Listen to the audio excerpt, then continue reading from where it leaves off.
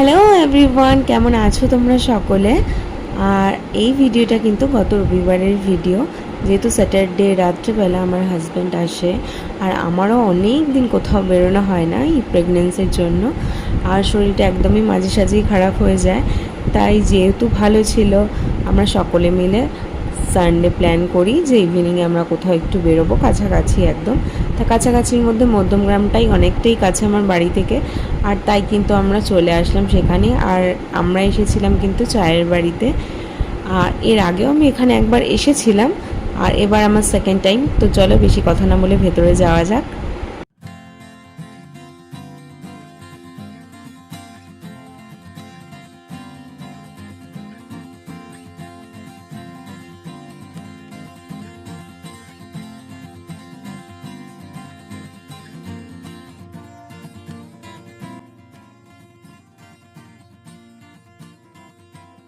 তোমাদের কিন্তু এই জায়গাটা পুরোটাই দেখিয়ে দিলাম।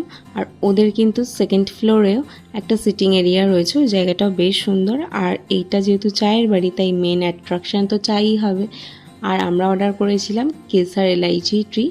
আর এটার কিন্তু ছোট সাইজটা একদম ওরা বন্ধ করে দিয়েছে বলছিল, তাই আমাদের বিগ সাইজটাই নিতে হয়েছে কাপে। আর সাথে কিন্তু নিয়েছিলাম একটা সুন্দর লোভনীয় চিজি মেয়োনিজ বার্গার, আর সাথে ছিল কিন্তু ক্রিস্পি চিকেন। তো তোমরা ভিডিওটা এনজয় করো।